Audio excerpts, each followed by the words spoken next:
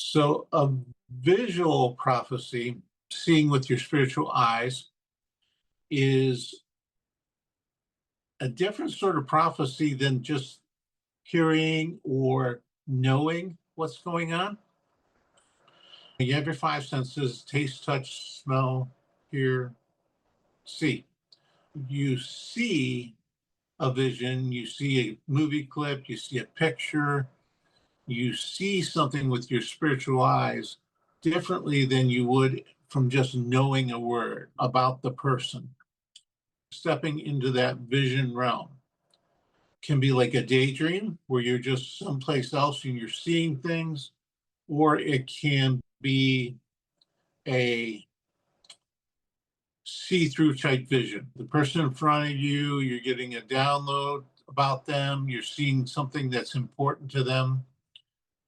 Sometimes you will get a whole little movie clip, usually pretty dramatic happening, and watch what's going on with the movie. You also look around, see what's around you, because all these things can be so much more impactful visually than they can with just a single picture.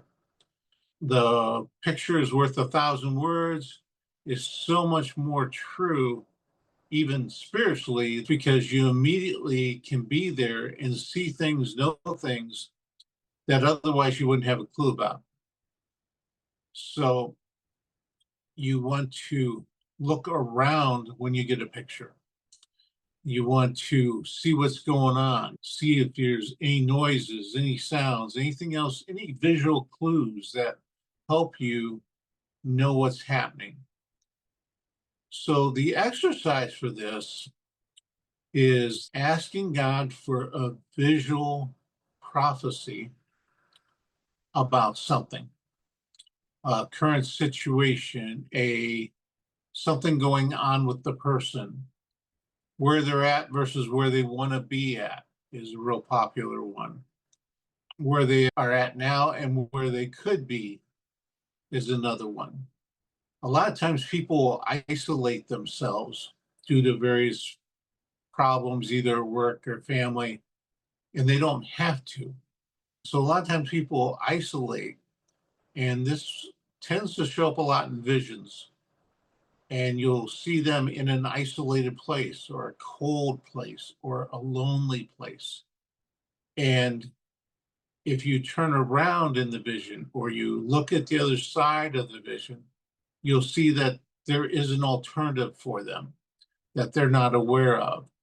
And oftentimes that comes out when you're doing a visual prophecy. Will be the person leaned up against the wall in the corner, sipping on a drink, just avoiding people. But then if you look, there's a whole gathering over here, and they could be part of that group, but instead they're isolating themselves, putting themselves like a wallflower on the wall. They're staying away from the group. They're choosing to be separated from the group. They're choosing this life. Usually it's because of some problem that would fall into the sin category. They need to either forgive somebody or they need to forgive themselves. They don't feel worthy of being in that group. But nobody in the group has told them to go away. Nobody in the group doesn't want them part of the conversation. And so these visions will typically be show you the two sides, where they're at, where they should be. And so we want to let them know what we see, not so much in a this is what you're doing wrong, but this is your possibility. The big issue with a lot of people where they don't feel worthy to be in the conversation. They don't feel like they're smart enough. They don't know enough about the Bible. They don't have enough life experience, where they separate themselves from where they can make impact. Yet, that's not what God says about you. That's not what your reality of your past says about you. Maybe a time for you to learn if you did think you belong there. But typically, most people in groups don't mind having a bigger group. They aren't kicking you out. Maybe you perceive that they talk down to you, but a lot of times that's your own judgment of the way they speak. I have joined multiple pastors groups before I was ever a pastor. It was the ministerial group meets at this golf course in the breakfast lounge all through the winter because they don't have golf in the winter.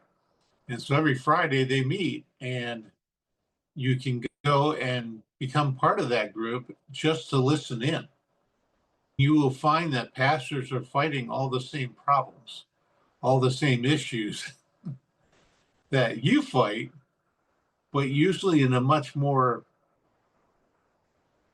urgent manner because everybody's worried about money. Everybody's worried about offending the big givers, and everybody knows the people who church hop. you know, they used to go to our church, and they used to go to your church, and they used to go to your church, and they're never going to be happy anywhere. So they were ones that like almost warning each other about when this person comes to your church. Yes, I know this person is not a good person, and they have a lot of issues, but we work around them and we're growing them, and they have seen some progress. It was almost comical the number of pastors who walk in that fear of losing their congregation. And it was quite eye opening that, I mean, they're very real people with very real concerns, and budget's probably the biggest concern. And how to stop recruiting people from other churches and recruit new people was the biggest drive that I saw. So does that answer the questions about the prophecy and visual prophecy?